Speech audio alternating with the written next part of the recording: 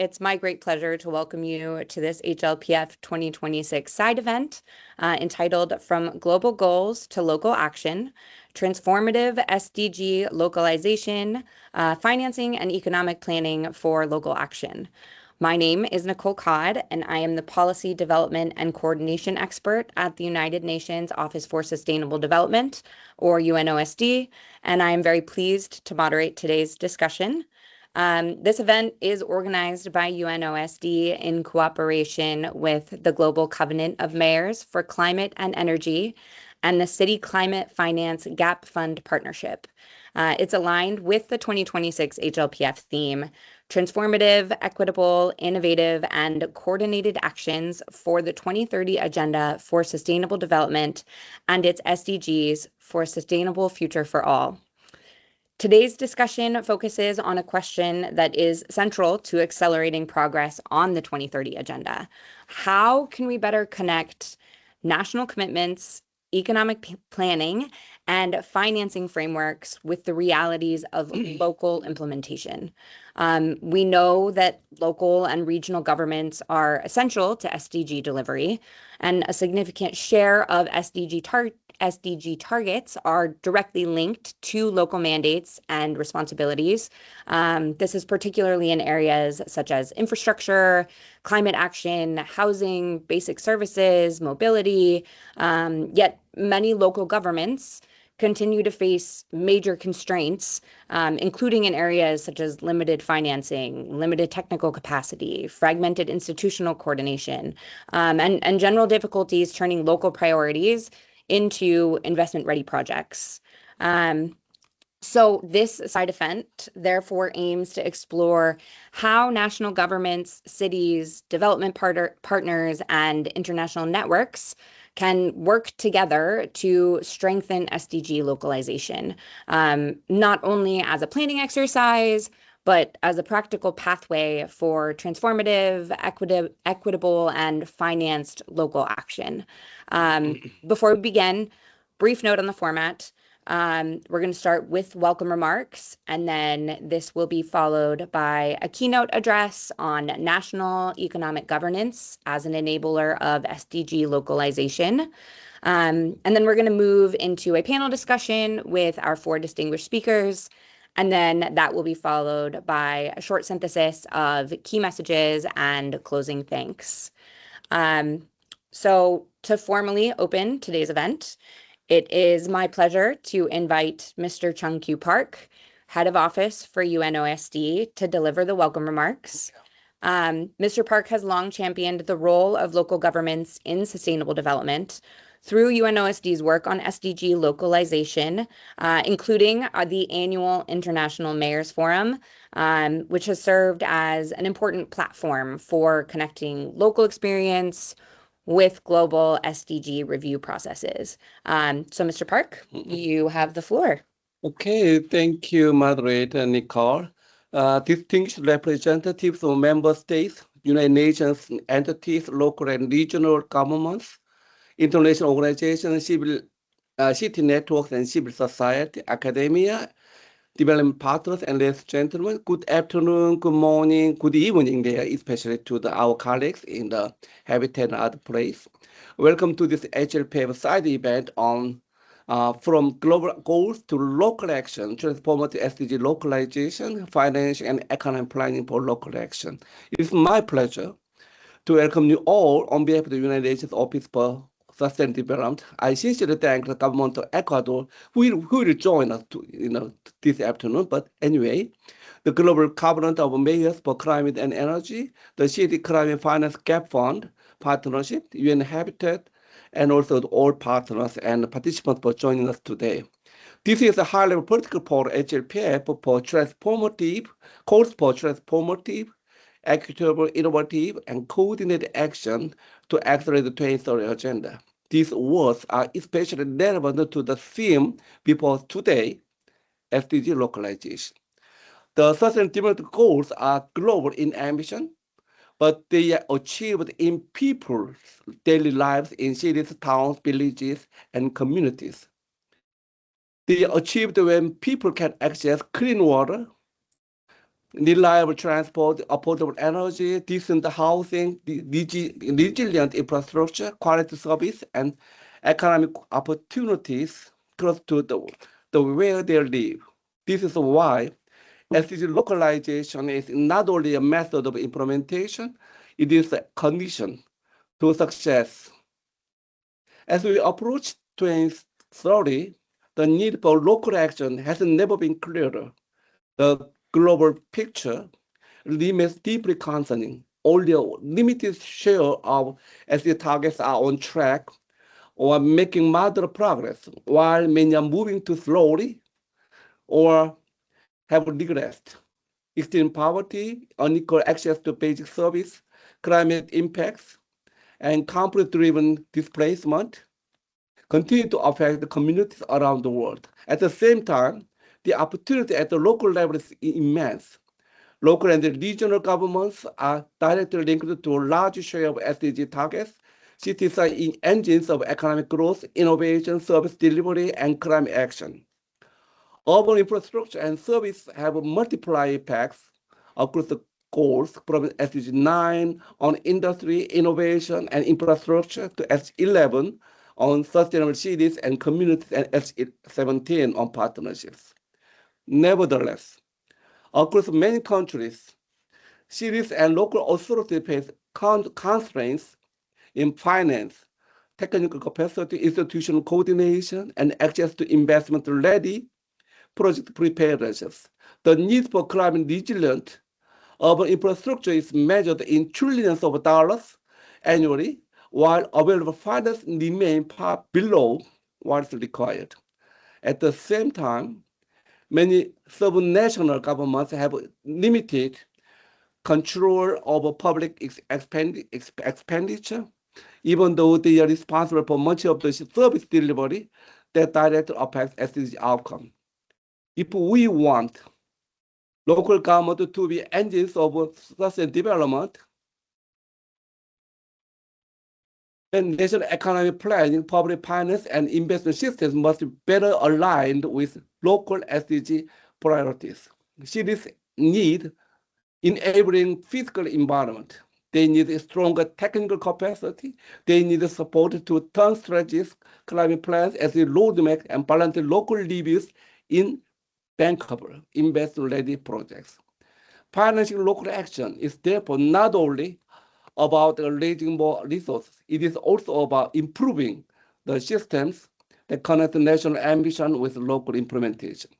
This event is especially timely because it builds on UNO's annual International Mayors Forum, which since 2017 has served as the United Nations platform for mayors, local governments, and national partners to share experience, present balanced local reviews, and advance SDG localization. The forum has convened in cities including Dhaka, Jakarta, and Tokyo City last year, and has helped build a global network of local SDG champions. We are pleased that the 2026 International Mayors Forum will be hosted by Ecuador in Quito, following the official handover at the 2025 Forum in Toyota City, Japan. Its focus on localized SDGs through strengthening national to local economic planning and financial local development is directly aligned with SDGs under review at this HLPF, particularly SDG 9, 11, and 17. Today's side event is designed as a bridge between local practice and global policymaking. It brings the experience and priorities of mayors, local governments, and local economy planners into HLPF discussion. I'm especially pleased that today's program includes a keynote address from her, our partner from the Ecuador. Her participation highlights the essential role of national economic governance in enabling local action. Ladies and gentlemen, the promise of the 2030 agenda will be fulfilled only if it is felt locally in safer streets, cleaner air, resilient infrastructure, inclusive service, and stronger communities. To move from global goals to local action, we need stronger partnership between national governments, local authorities, international organizations, financial institutions, civil society, and communities themselves. Let's use today's dialogue to identify concrete solutions, deepen cooperation, and unlock the financing and planning systems needed to accelerate SDG implementations, especially SDG localization. I wish you a productive and engaging discussion. Thank you so much.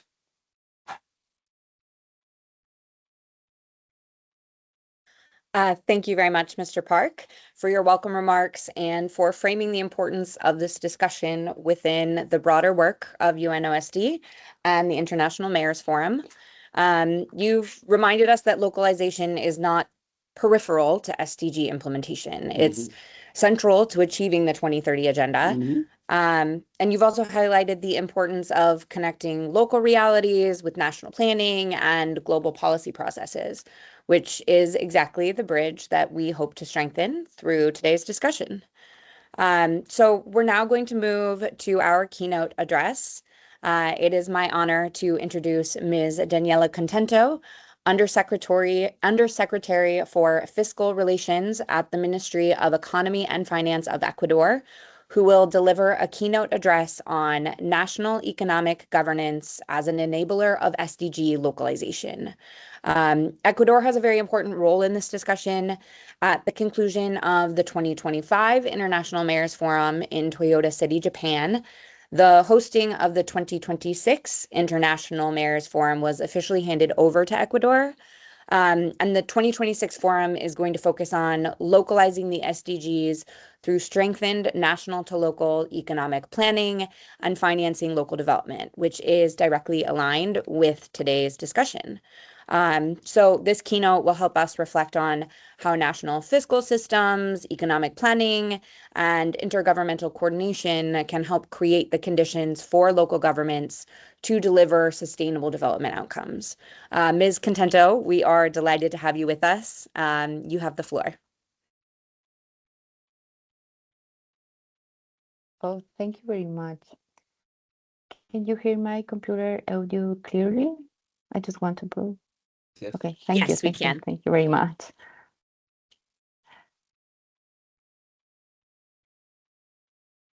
Excellencies, permanent representatives to the United Nations, distinguished Mr. Chung Kao Park, colleagues from the United Nations Office for Sustainable Development, and representatives from UNDESA on CRD and Habitat and the Global Covenant of Measures for Environment and Energy.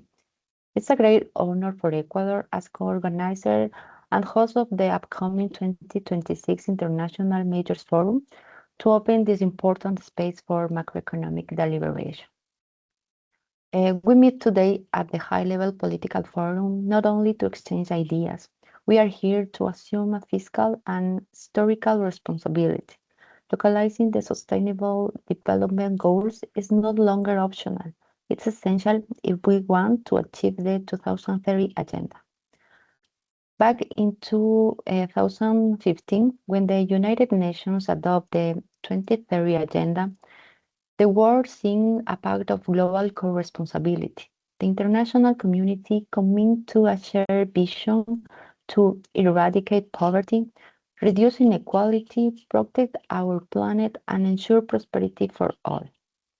However, the true litmus test for the success of these 70 Sustainable Development Goals is not measured in the grand halls of New York.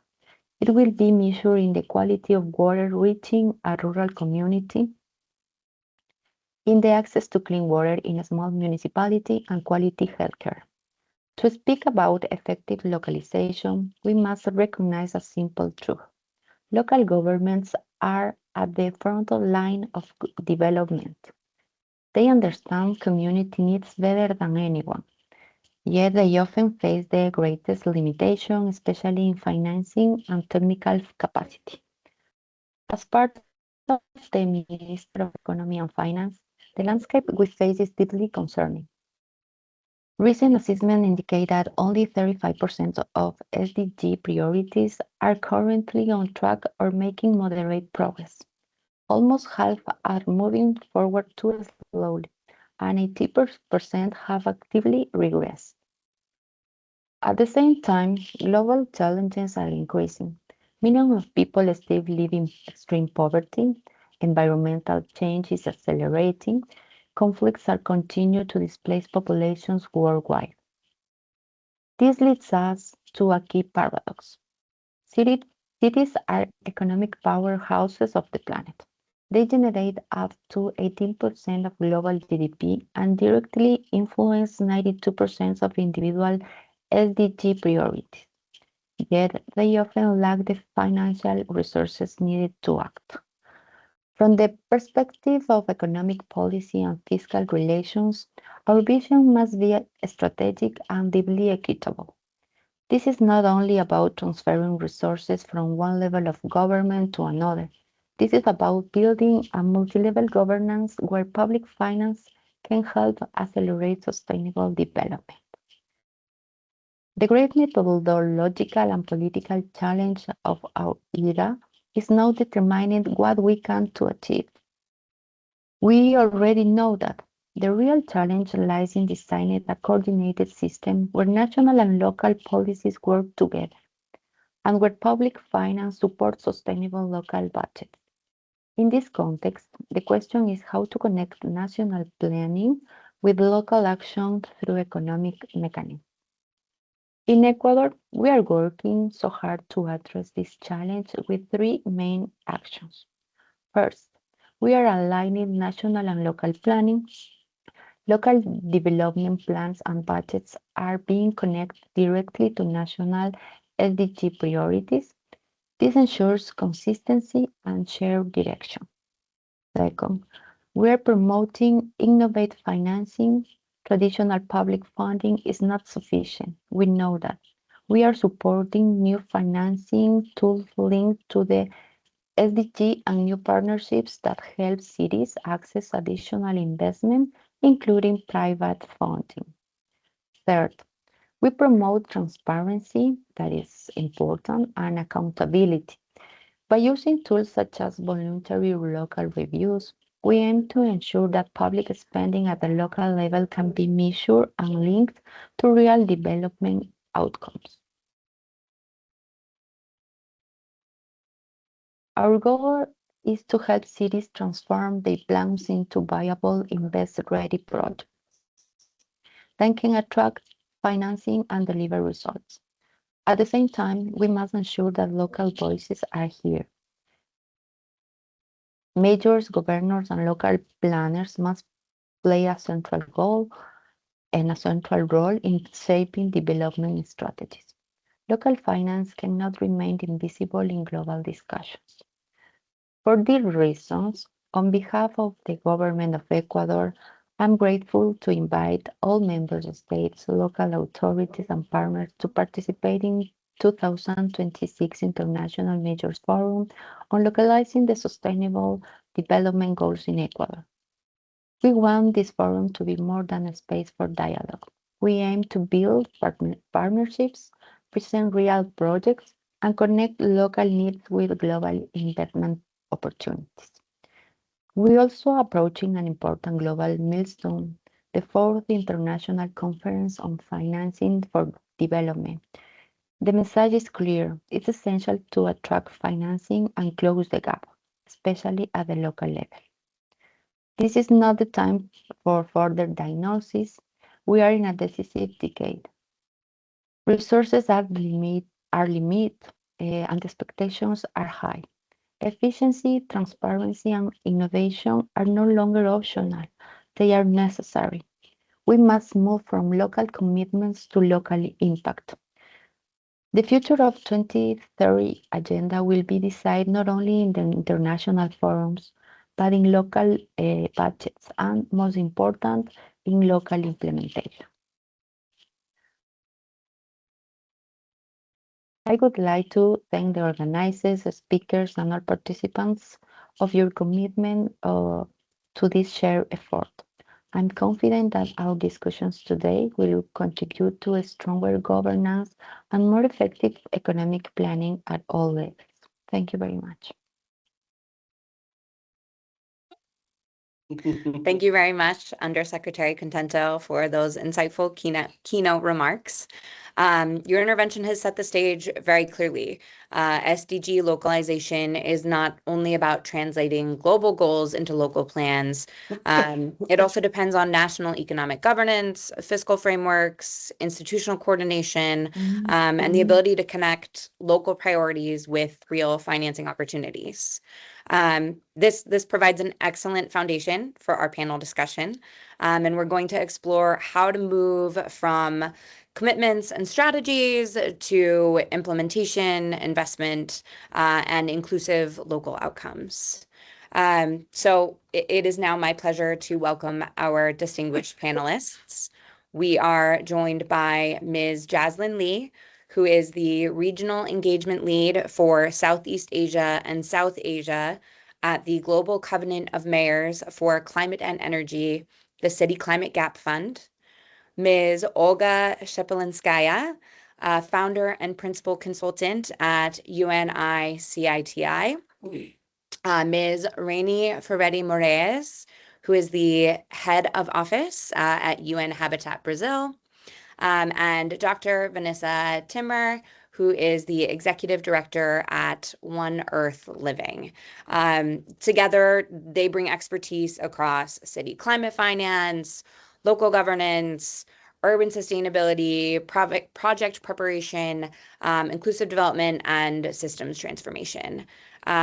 Because we have a rich panel and limited time, I'm going to first invite each panelist to make a brief opening intervention of around 5 or so minutes. After that, I'm going to pose 2 broader questions to the full panel, and then that will be followed by targeted follow-up questions to selected speakers.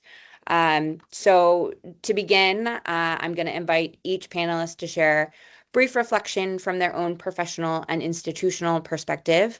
May I first invite Jaslyn to begin? Thank you so much, Nicole, for your kind introduction. First of all, I would like to say thanks to our colleague from United Nations Office for Sustainable Development for having me here today to connect with everyone and, of course, to learn from all of your experiences as well. So my name is Jaslyn. I'm from the GCoM and City Climate Finance Gap Fund. So first of all, I'll just quickly go through a few slides to share with everyone in terms of our experiences, just to provide you with a brief introduction on what we are doing. So first of all, I would just like to quickly share, the realities that we see on the ground, especially what cities are experiences when it comes to implementing projects on the ground. So here, what I would like to highlight is that we can see that around 80% of the project drop off at the feasibility stage. And only about 10% actually reach the financial and financial transaction stage towards the end of the project preparation cycle. So here, what I would like to highlight is that there is a huge loss of efforts, time, and potential impact as well. So the main reason why this is happening is because due to insufficient technical preparation at the city level, lack of clear revenue models as well in regards to the project proposals, as well as very limited institutional capacity at the city level as well. So what I would like to highlight is that so most of these projects are not failing because they are not needed. They are failing and they are unable to proceed further because they are not ready to proceed to the next stage of our project cycle.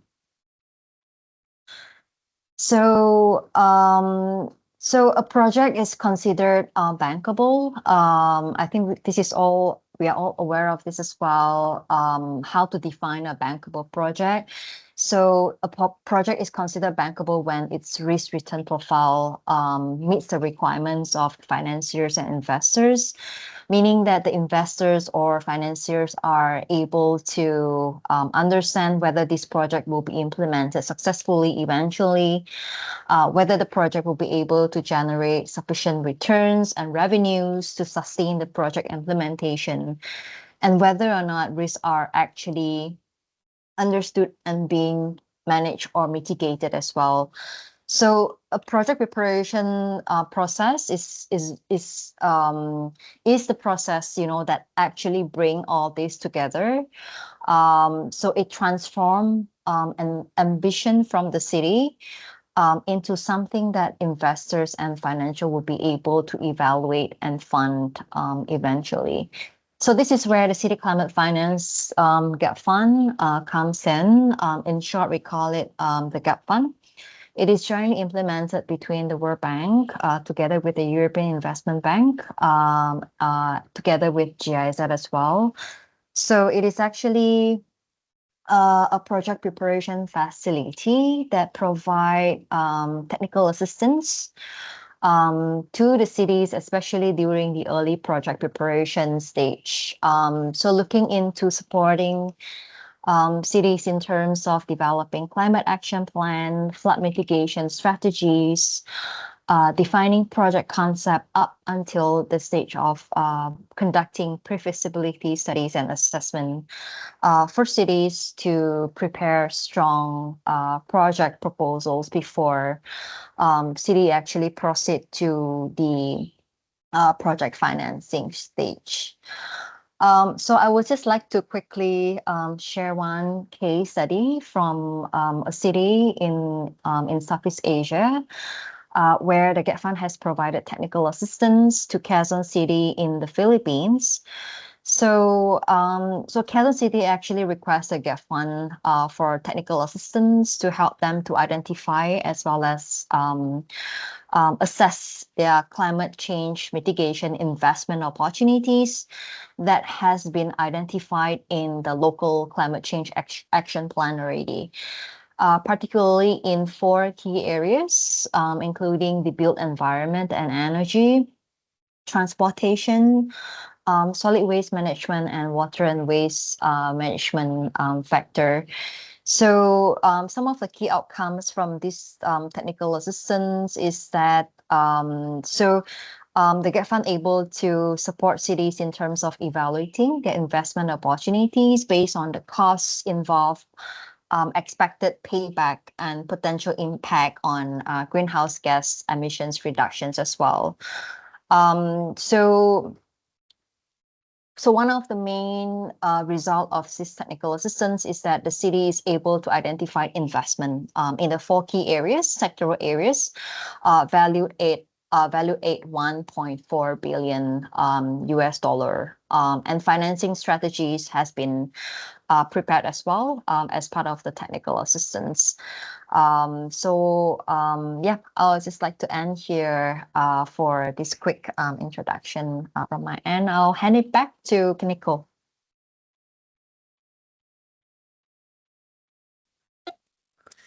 Thank you very much, Jaslyn. Great to hear about your work and the importance of project preparation in order to enable financing and ensure successful initiatives. So I'm now going to invite Olga to share her opening reflections. I'm going to go ahead and share the screen on my side. Let's see.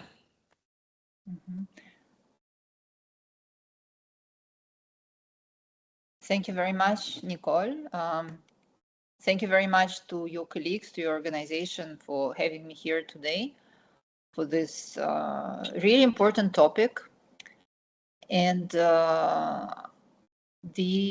reason why I chose localizing impactful climate action is because this allows me to share learnings across my practice of about 20 years working at the intersection of national, local, and international levels. A quick word about Unicity. Next slide, please. We are an international think tank and consultancy working in countries of the Global South with a very strong focus on Asia, looking into how precisely we can connect national policies with local action in the field of climate change and sustainable urban development. Our approach is very focused on the unique local context of each country, each city, or each place we work with. And the learnings I will share will probably also explicit why we consider it as critical. Next slide, please. So let's take a successful example of a localized climate policy to just see what are the success ingredients that have really led to valuable action at the local level from a national policy. Next slide, please. We're going to stay in the Philippines, as my colleague was just mentioning the example from the same country. Let me tell you a story of how this policy shaped up. It actually came from a very practical case of the Albay province, which was heavily affected by a super typhoon Raiming in 2006. And taking learnings from that disastrous situation, the province decided to bring climate and disaster risk directly into land use zoning. That was discussed in Manila and tested out, after which the, am I well audible? Okay, great.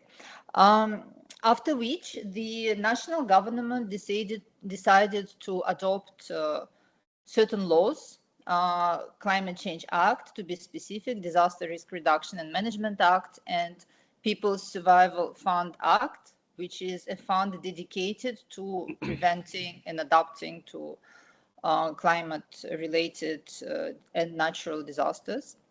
And so what is very important is that these laws have been closely monitored by what today is called the Department of Human Settlements and Urban Development. Before, it has a slightly different name at the time. And these laws were made mandatory for every city to trickle down climate change assessments into land use plans. And that was supported by a number of data sets, tools, and trainings that the national government provided. Next slide, please. So here we see 4 elements that, for me, really made the policy successful. 1, clear mandate and coordination between different departments at the national level. So Climate Change Commission, the Department of Urban Development, as I was saying, worked closely hand in hand. Second, the cities were not left on their own to conduct climate and disaster risk assessments. They were guided very closely by national agencies, providing relevant climate data where it was needed, providing relevant disaster data where it was needed, which really facilitated implementation, because many cities just simply did not have the in-house capacity to address this. Third point, the delivery was very closely coordinated by a number of agencies providing training programs really across the Philippines. So pretty much all the municipalities benefited from it. And fourth, and extremely important, there was a dedicated fund, which if the city implemented and assessed properly its climate risks, mainstreamed it into its comprehensive land use plans and local climate change action plan, then the city could access this funding and do quite a lot of things. Next slide, please. And so the results that were obtained are quite impressive. As of today, nearly 1,000 out of nearly 1,500 municipalities have land use plans which are climate risk informed. And the target is to reach 100 in a couple of years. And the People's Survival Fund actually disburses 1 billion Filipino pesos a year, which really allows to reach this last mile connectivity and fund the projects that come out of all these exercises. Next slide, please. So in our practice at Unicity, what we see is to achieve success at the local level, we need to combine three core principles. And I'm going to stay with the Philippines and give the example of the city of Baguio, where we worked on an ADB project. So the first element is to have a rigorous climate risk assessment methodology, because often what happens when we project future climate change, we don't pay sufficient attention to the data we are taking. So for example, if we take a global climate model for a mountain city, we pretty much work with data that is not accurate. So we used in our case regional climate models, we downscaled them. We looked at the natural hazards that are already present in the city, and we developed a methodology on how we can understand how these hazards are going to evolve with the climate change projections. That allows us to have a multi-hazard and risk assessment at the city level. Next slide, please. So once you have a comprehensive understanding of what are the present and future risks, we also believe it's extremely important to have a holistic approach to the city and look beyond climate change, look at current socioeconomic priorities. In fact, first of all, the whole city is not a single site. So very often we see that there is immediately a focus on a specific project at a specific site. So the issue there is that if we don't see the city holistically, we may immediately assess how much funding we need, but we are not optimizing the scarce resources that cities usually have. So it really helps to understand what are the city's problems beyond climate change, for example. In this specific case of Baguio, we found that traffic was a huge issue. Tourism was cramped in a few specific areas of the city center, whereas other parts of the city did not actually have recreation spaces and public spaces. So once we overlapped these issues with the future climate and disaster risks, we understood how the solutions possibly could be shaped. And we identified that a number of natural public spaces outside the city center could not only offer locals new places where they could spend quality time, but at the same time mitigate the hubs of flooding and landslides. Next slide, please. And so this is where, when we go from upstream understanding of what are the issues of the city into what exactly are the projects we can fund very impactfully, this is where we get best value for money. Because first of all, a number of issues can be solved just with regulation and planning. We actually don't need to invest at least a huge amount of money into it. And once we cover that layer, we can really see where funding is most valuable. Because if you look at medium-sized cities or a fortiori small-sized cities, often I see them taking maybe 1 or 2 loans in 5 or 10 years. So it's very precious, the project you choose to actually go and fund. So this prioritization is absolutely critical. And so in this specific case, we identified that an existing park overlaps with a strong flooding hub. And we identified how we can actually enlarge this park so that it can absorb more water, and at the same time pedestrianize certain areas so that we highly increase the quality of the public space. So this kind of combination with a holistic approach of the city working upstream, and then identifying what kind of projects we actually need to fund, we find that this makes best value for money for the city. And next slide, please. So this is a thank you slide. Please connect through the QR code, and I will be happy to share more. Thank you very much. Thank you so much, Olga. We really appreciate that. Let me go ahead and... All right, perfect. So I'm now going to go ahead and turn to Rainey. and from UN Habitat Brazil. Thank you, Nicole. Good morning, good afternoon to all. Thanks for the opportunity and the invitation to UN Habitat, specifically Brazil, to be present here. Distinguished colleagues, excellence, ladies and gentlemen, it's a pleasure to join you today to discuss one of the defining challenges of sustainable urban development, how we can translate ambitious local strategies into investments that improve people's lives. Around the world, cities are increasingly at the forefront of addressing climate change, housing deficits, inequality, resilience, and economic development. Local governments understand their challenges better than anyone. Many have developed sound plans and strategies aligned with the SDGs, yet too often these plans remain on paper because they are not transformed into bankable investment-ready projects capable of attracting public and private finance. The challenge, therefore, is no longer simply planning better. It is financing implementation. At UN Habitat, we have learned that successful urban investment begins long before financial negotiations. It starts with strengthening local institutions, improving governance, building technical capacity, creating integrated project pipelines that combine social, environmental, and economic returns. This requires stronger coordination across all levels of government, national policies, regional planning, municipal priorities, development finance institutions.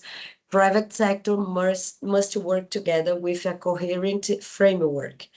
Fragmented approaches often increase transaction cost and discourage investments. So coordinated institutions, on the other hand, create confidence for investor while ensuring that development priorities remain locally owned. Equally important is ensuring that urban investments are genuinely inclusive. Infrastructure and housing projects are most successful when communities are not simply beneficiaries, but active partners in designing solutions. Participatory planning strengthens legitimacy, improves project quality, reduces implementation risk, and ultimately delivers more equitable outcomes. Inclusive governance is not only a social objective, it is an investment enabler.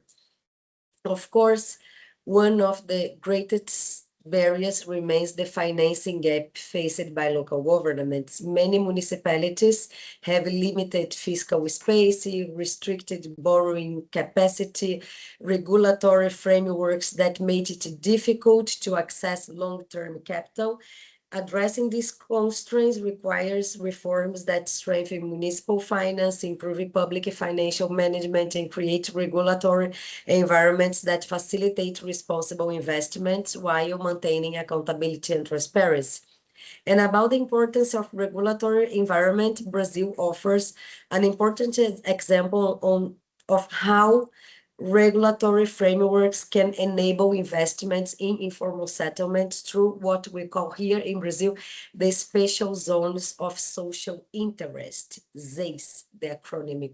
ZEIS are legally designated urban areas, often informal settlements or land reserved for affordable housing, that receive a differentiated planning and zoning regime. Rather than treating these communities as irregular or informal areas to be removed, ZEIS recognize their social function and integrate them into the formal city. This legal recognition creates the conditions for public investments. Once an area is designated as a ZEIS, municipalities can prioritize investments in infrastructure, sanitation, housing improvements, mobility, public services, and climate resilience. At the same time, residents gain greater tenure security, reducing investment risks and encouraging both public and private finance. From a financing perspective, ZEIS demonstrate that investment readiness is not only about financial engineering, it's also about creating the right regulatory environment. Investors and development partners need legal certainty, clear planning rules, institutional commitment, and these, in the case of Brazil, provide precisely this foundation, allowing cities to channel resources into communities that have historically been excluded from formal urban investment. This approach is fully aligned with the new urban agenda adopted in Ecuador and also with the SDGs, because it recognizes that informal settlements are not problems to be displaced, but neighborhoods to be upgraded. By combining legal recognition, participatory planning, and target public investment, Brazil has created a mechanism that helps transform vulnerable areas into integrated parts of the city while ensuring that no one and no place is left behind. So financial instruments alone are not enough. Their success depends on strong institutions, reliable data, multi-level governance, and well-prepared project pipelines. Of course, partnerships are equally critical because no single actor can close the urban financing gap alone. So I think that this panel offers an excellent opportunity to exchange practical experience like this one that we have in Brazil, identify scalable solution and generate actionable recommendations that can accelerate progress toward the SDGs. Thank you so much. I will give the floor back to you, Nicole. Thank you very much, Rani. We really appreciate you bringing UN Habitat's perspective and for grounding the discussion in the realities of urban development, local governance, and inclusive city action. Finally, I invite Dr. Vanessa Timmer for her opening intervention. Thank you so much, Nicole, and great to be here. Thanks again for the invitation. And I just want to pick up what you said, Minister Contento, that this is the decisive decade, and the 2030 agenda will only achieve this through local implementation. And that was the reason I was invited to speak today, is because we actually worked with C40 cities and partners Hot or Cool Institute and the BCIT Center for Eco-Cities with my organization, One Earth Living, to create such a local action guide focused specifically on emission reductions. So I'll just share about that guide now and then really welcome the conversation we have about this local implementation.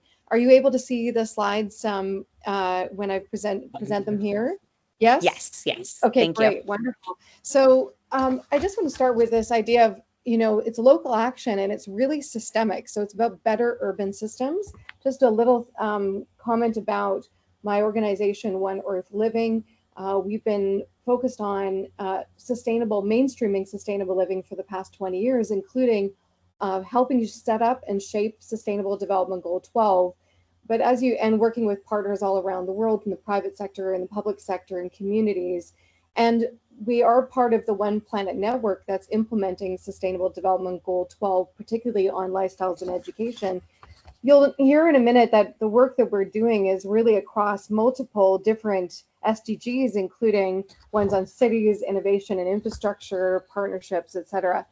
But the guide that we created really was about implementing the SDGs at the local level, particularly around consumption. And this is a resource which you can find. I'll put in the link for those of us who are joining today on the call. But for those who want to find it, it's at C40 and put in Better Urban Systems. And you can find this guide, which talks about a 4-step process for cities to implement SDG 12 around reducing emissions and improving city services and well-being. I'll mention later this action tool, and there's a number of hundreds of city examples that people can draw on. We'll talk about a few of those today. So what we did in this guide is really think about this local implementation through a set of consumption areas.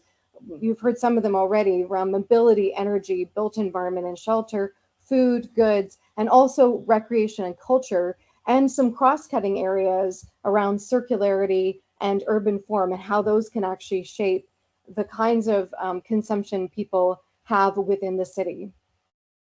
And this local action is really aiming at a set of key outcomes, which are also very common to the Sustainable Development Goals at large. The first is around decarbonization, so really reducing the need and reliance on fossil fuels, and also sufficiency and efficiency, really about living well using less energy and material resources, as well as doing more with less material and energy. And focus on regeneration. How do we restore nature and revitalize communities in a way that connects and engages residents? And equitable consumption, so advancing sufficient quality of life for all. And the reason we want to tackle these emissions from urban consumption, because it offers unique opportunities to bridge this global need to the local level. And first, it's because of what we've already been talking about, which is that cities have an influence over urban systems, the ones that I was just mentioning, the food system, buildings, mobility, goods, energy, recreation, and culture.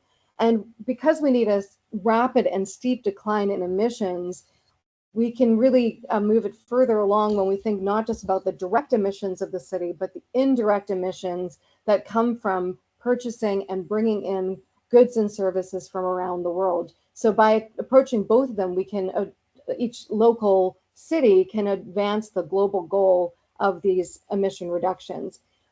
This work is also about cities providing improved low carbon city services, which is a large part of their role, and can address the inequalities in consumption in city services, the access that people might have at different levels, while increasing greater well-being outcomes, including around health, that stem from high carbon lifestyles. And by the way, the Intergovernmental Panel on Climate Change scientists estimate that about 70% of emission reductions can come from lifestyle and behavior change with this type of city local action support. So cities can help unlock that 70%, and people are ready. And consistently still, we're seeing 83% of people around the planet want that kind of bold action from the local governments and from governments across scales. I just mentioned earlier an interactive action tool. So this tool really allows cities, local governments, and some of you might be from a local government, you can go to this action tool. Again, you look up C40 Better Urban Systems, you can link to it and actually choose the consumption areas you're wanting to prioritize, and also these city powers. Let me say a few more things about the city powers. Oftentimes, cities are really focused on the formal powers that they have to, for example, set rules or structures or authorities to have set up institutions and decision-making. And this is often seen in their sectors around planning and social services. These formal powers can have limitations, so we can also turn to the informal powers that can help overcome this. So by promoting collaboration and sharing inspiration as well, and advocating for multi-level action on priorities can lead to greater emission reductions over time. So city mayors and city staff have the ability to lead, direct, and influence, as well as convene and activate key shareholders and stakeholders within and outside government. And that enables them to collaborate with partners to scale change. There's various partners that we can look to, for example, that bring different expertise, resources, and networks. And here are a few unusual allies that cities might not think of. For example, if we're wanting to move the dial on the built environment, looking at building managers, homeowners, tenant associations, and landlords, they're important partners in providing, for example, improved insulation or energy efficiency, or for example, the size of homes and other buildings. You can also look to local celebrities and influencers to raise the profile of low emission activities, such as plant-rich diets or secondhand clothing. Research shows that only about 25% of people need to engage in a given behavior until it starts to shift into a social norm. And cities and local action leaders can connect with local media like newspapers, radios, and podcasts to help build public understanding of the new connections, or the connections between consumption and the climate crisis and resilience, and build support for city actions. And one of the key partners can also be youth. So for example, in Salvador, Brazil, the social networks of the Municipal Youth Council of Salvador share lectures, campaigns, and surveys. They participate in debates and discussion and use social media and digital tools to get a clearer sense of what youth are concerned about in their perceptions and encourage greater participation in decision making. In the guide, we also have a guidance on how to fund or finance this work, which has been a big focus of this panel, which includes climate budgeting, increasing clean investment, and this idea of finance academies, where these are 3-day workshops that bring together city officials with technical experts to address financing challenges around a specific climate solution. And we also talk about how to talk about the urban consumption community ideas and actions in an effective way, including emphasizing benefits such as health, comfort, security, and engaging the arts and cultural sector and trusted messengers as key for storytelling within a city. I just want to end by giving a few examples. So here are some examples from around the world, and the guide has many more. In Freetown, we're seeing that there's hashtag the Tree Town is a token-based approach that has funded up to 500 community growers to plant, digitally track, and grow 1 million trees. And that's, of course, helping with the risk of floods, landslides, and extreme heat. We also see that Dakar and Cape Town are looking at both urban planning and land use and transport through these Green and Thriving Neighborhood pilot programs and Green and Healthy Streets Accelerator. And that's a C40 Cities Accelerator. And Kigali, among many other places, including Ethiopia as well, this is in Rwanda, has created a car-free zone, which includes green spaces, event areas, small business kiosks, pedestrian-friendly infrastructure. And over in Europe and North America, we're seeing that in transport, a number of cities are committed to zero-emission zones, electric buses, pedestrian-friendly areas, and also committed to developing net zero carbon buildings, reducing the embodied emissions and shifting the global construction industry. And we're seeing even in the food category, cities like Los Angeles, Montreal, New York, and Toronto committing to the planetary health diet, shifting food consumption to more plant-based food and reducing food loss and waste by 50%. So these are just some great examples. There are many more. And I welcome people to reach out to oneearthliving.org and to us to find out more about this work and to connect to the action tool in order to global needs to this local action. Thank you, and back to you, Nicole. Thank you so much, Vanessa, and thank you to all of the panelists for those excellent opening reflections. So I now would like to move into questions. This first question to all panelists is from the perspective of your different backgrounds and areas of work. What is the single biggest barrier preventing national commitments from translating into local action? And I respond to each panelist to respond briefly, try to keep it to around 2 or so minutes. How about we start with Olga, and then we can go to Jaslyn, and then Rainey, and then Vanessa. So Olga, over to you. Sure, Nicole. Thank you for the question. So there are obviously a number of barriers at both national and local level, but I would like to talk about something that I believe we heavily underestimate, and this is the motivation of the leader. In my experience, many quality, intense policies just don't land because in the end, the leader doesn't have passion for it. So I'll give you an example of how leadership can absolutely transform the way things work.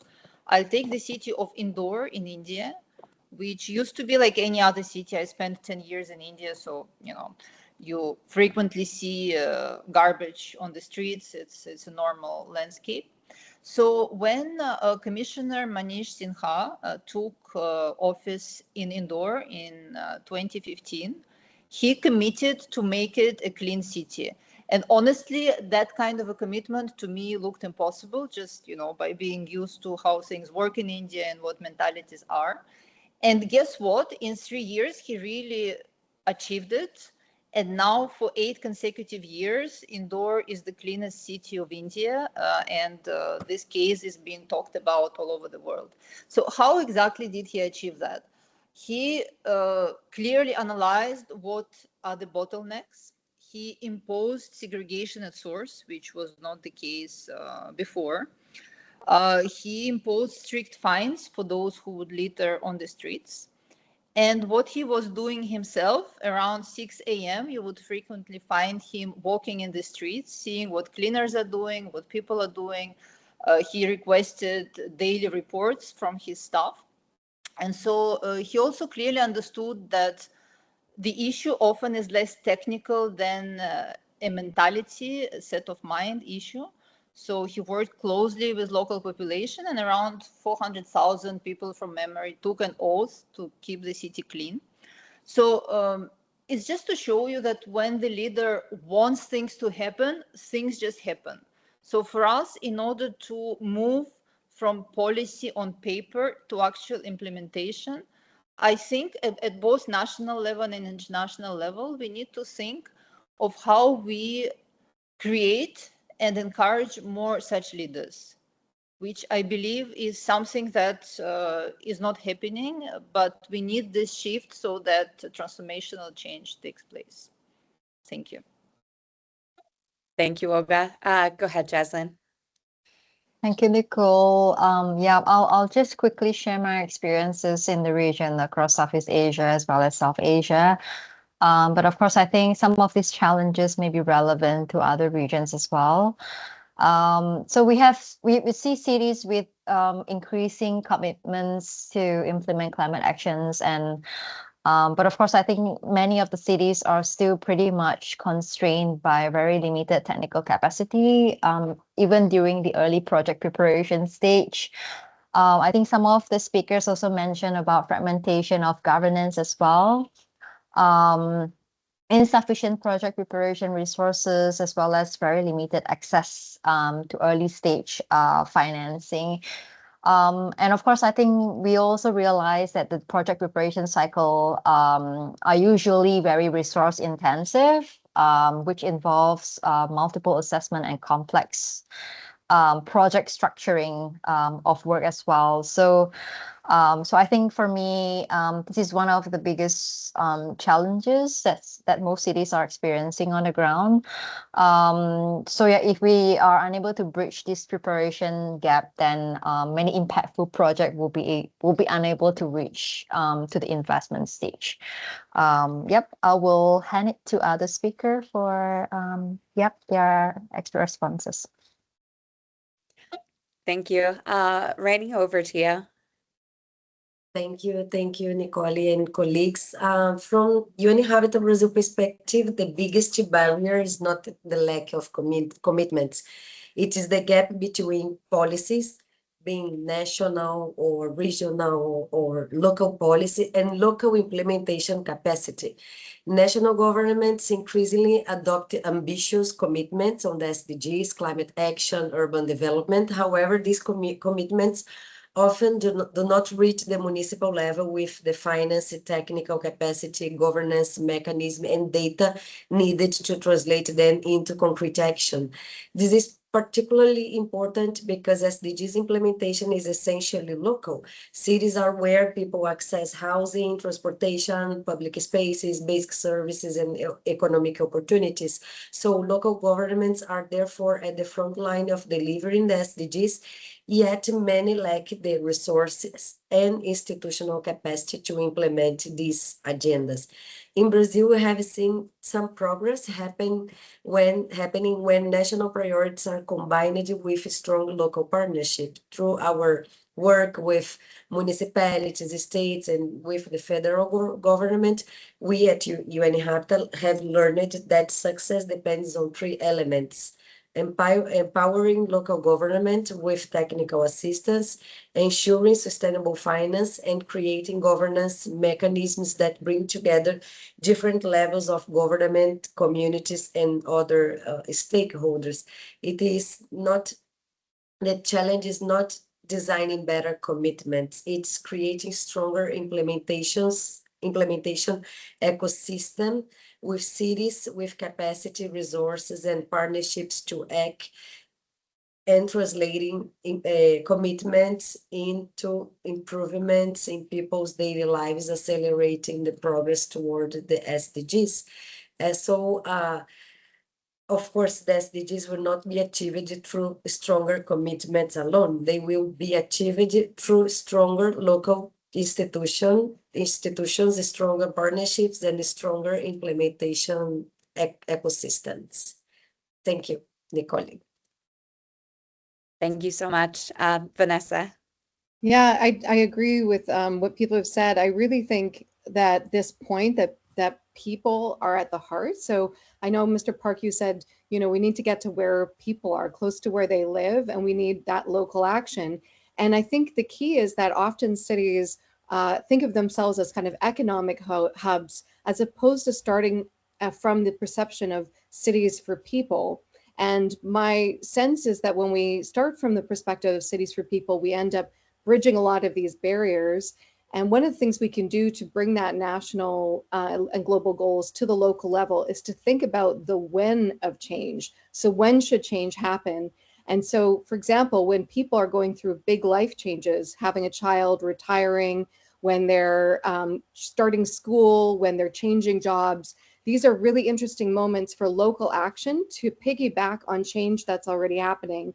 So for example, if you're trying to promote the circular economy, working with universities or with businesses to provide services at those moments of change actually brings the normalization into the place and breaks down some of those barriers from the national and local level by really focusing on where people are already taking action. So I would say the when of change is a great way to overcome some of these barriers during big life changes. Thank you so much, Vanessa. So thank you to all of our panelists for your rich and practical interventions and for this discussion. Because of time, we're going to go ahead and extend 10 minutes, okay. Go ahead and extend. Yeah. 10 minutes, okay. 10 minutes. Okay, as long as. It's very important. So yeah, keep Perfect. Going. Just 10 minutes, okay. Okay, excellent. Well, then we can go ahead. Second question. Yeah. And move into we'll go ahead and do our second group question. So my second question to the full panel is many cities already have climate plans, SDG strategies, and voluntary local reviews. Why do so many of these priorities still struggle to become investable projects? And again, I'm going to invite each panelist to respond briefly. This time we'll go Jaslyn, then Rainey, Vanessa, and then Olga. So Jaslyn, go ahead. Thank you, Nicole.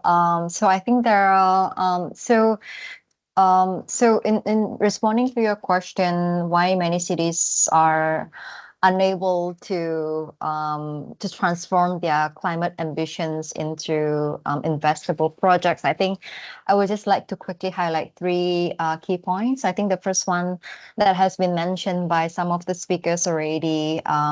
So I think most of the city, they simply don't have the technical resources to prepare the studies as well as the assessment that the investors need.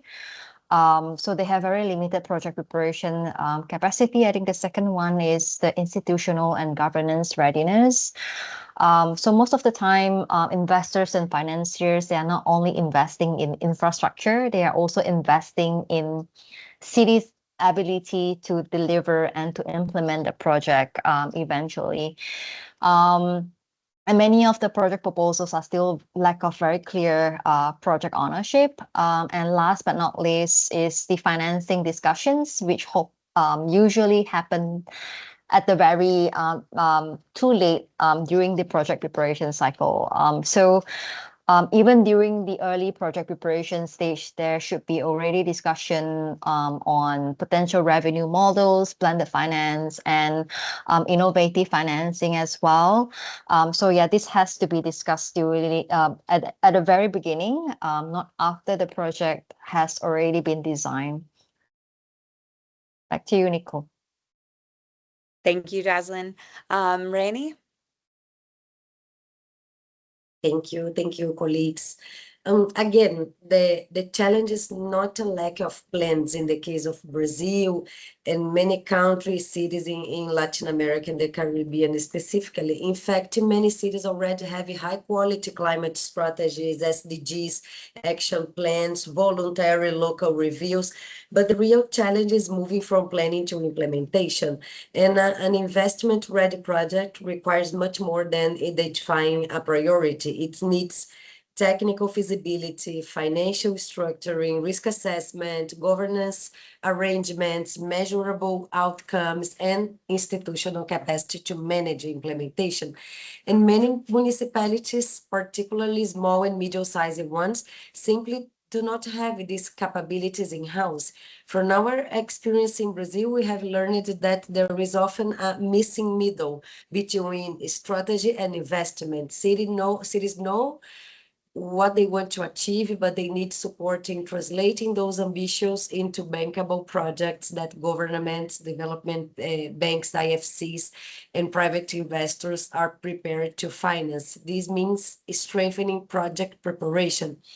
Another lesson is that projects become more attractive for investment when they are integrated rather than sectoral.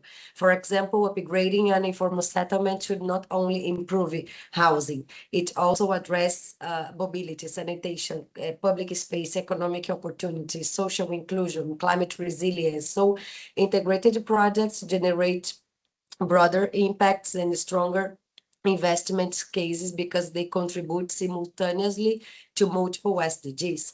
And finally, cities need long-term partnerships. Preparing investment-ready projects not a one-off exercise. It is an institutional capability, which I guess is one of the most important issue that we need to really address. Thank you. Great. And in my perception, there's investment-ready projects. It's also a question of storytelling. So basically, what's the framing we're using to attract investment? And so I think one of the things that often happens is that we might not start from the benefits. We start from the problem rather than connecting the project to some of the benefits like improved air quality, health, well-being, comfort and safety, and business opportunities and jobs, resilience, et cetera. And what's really interesting is that there's a misunderstanding by local governments about how ready people are to take this type of action. So investors might say people are going to push back. And when we ask people how many are ready for large-scale climate action to take place, the percentages are high, but when they ask whether people think other people are ready to move, they're often perceive a gap that it's much lower than the percentage that's actually ready to go. And so we need to break this, what's called the spiral of silence. And a great framing company consultancy in Canada called ReClimate has talked about breaking this spiral of silence by showing people they're not alone, showcasing climate action, meeting people where they're at, and using narratives that resonate. So moving from things like the words net zero to no pollution, moving from the environment to talk about air, water, and food, moving from economic transition to the opportunity. So really that framing, I think, is a really key part to shifting the investment readiness. And it also brings other ministries into the discussion because suddenly the Ministry of Finance, the Ministry of Emergency Preparedness becomes part of the project, and businesses as well. So I would say that's a big way to make things investment ready, framing and benefits. And over to you, Olga. Yes, thank you, Vanessa. So I'll also highlight 3 points of why a plan is not an actual project. So for one, clearly I see in sustainable development and SDGs in particular, there is what I call a timing mismatch, meaning that if you take an average mandate of a mayor, it's 3 to 5 years. And now let's say we ask them to mainstream SDG 13 on climate change and make infrastructure climate proof. So maybe he thinks he will never see the outcomes during his mandate of that investment which we are making in his head for 30 to 50 years ahead.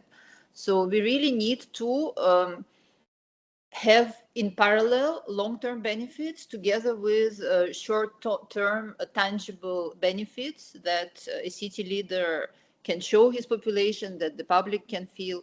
And this effort, I feel, is missing in a number of our sustainability projects. Second point, I already highlighted it a bit during my presentation. I feel we seek finance in the wrong order. We jump immediately into projects, and sometimes I've also seen cities locked into heavy loans for some engineering solution for floods, which had no other co-benefits. And because the city had this loan, it could not get money for other projects. So when we start with upstream, which I know is not very popular, especially with big funders such as multilateral development banks, simply because it's not their mandate, so they tend to look at projects downstream. But very few international organizations actually support upstream. And as a result, we often end putting money where it's not optimal, let's say. And then finally, capacity. So on the one hand, I see cities requested to take technical calls that even the international community of scientists has not taken. So I work with climate change projections, and I know for a fact, including for discussing it at COPs with scientists and other delegates, that we do not have an accurate methodology yet on how we downscale climate change projections at the local level. So it's not because a global model shows a trend that this trend is valid for a specific city, because the average in the province would go this way. So we need to solve these technical issues at the international level and support local action with facilitating those critical methodologies.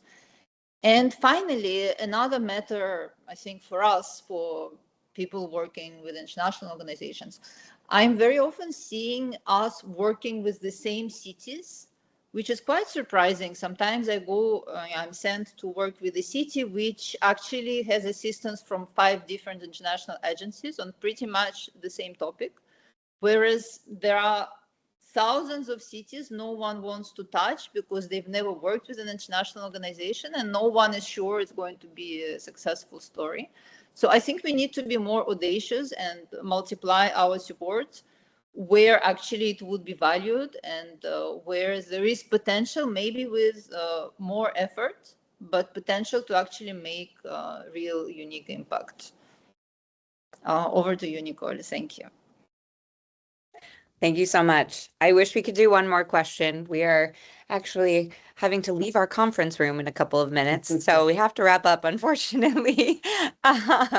But thank you all so much. This was fantastic. So I just want to go ahead and briefly summarize a few key messages, and then we'll close up.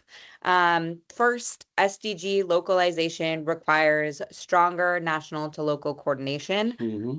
Local governments are central to SDG delivery, but they're going to need clear mandates, predictable resources, supportive fiscal frameworks, and meaningful inclusion in the national planning processes. Second, we need to strengthen the pathway from local strategies to investment-ready projects, plans, voluntary local reviews. Climate strategies are essential, but cities also need technical support. They need project preparation facilities, better data, feasibility analysis, and actual partnerships that can help turn priorities into financeable solutions. Third, localization must remain fundamentally equitable and inclusive. So the aim is not to simply just mobilize more investment, but we want to make sure that investment reaches the communities that actually are most in need and contributes to sustainable, resilient, and inclusive development. Fourth, today's discussion has reinforced the importance of partnerships between national governments, local governments, development partners, city networks, UN entities, financial institutions, and also the communities themselves. And finally, As we look ahead to the 2026 International Mayors Forum in Ecuador, this conversation highlights the opportunity to bring local experiences, local priorities, and local solutions more directly into global SDG follow-up and review processes. So these are the messages that we hope everyone will take forward. Empower local governments, finance local priorities, build investment-ready pipelines, and ensure that localization leaves no one behind. So as we close, I would like to express our sincere appreciation to everyone who contributed to today's event. First, thank you, Mr. Chung-Kyu Park. Thank you. Head of Office for UNOSD, for opening this session, framing the importance of SDG localization. Thank you, Ms. Daniela Contento, Undersecretary for Fiscal Relations at the Ministry of Economy and Finance of Ecuador, for her keynote address and for highlighting the crucial role of national economic governance in enabling local action. And of course, my sincere thanks to all of our panelists, Jaslyn Lee, Olga Shipolanskaya, Rainey Freddy Moraes, and Dr. Vanessa Timmer for sharing such valuable insights, practical experiences, and forward-looking recommendations. And thank you for everyone that joined us today, and for your continued commitment to advancing transformative, innovative, and coordinated SDG localization. We look forward to continuing this important conversation throughout the rest of the HLPF process, and towards the 2026 International Mayors Forum in Ecuador. Thank you, and I wish you all a very good day. Thank you. Thank you. Thank you very much. Thank everyone. you. Thank you all. Thank you very much. Thank Bye. you. Thank you very much.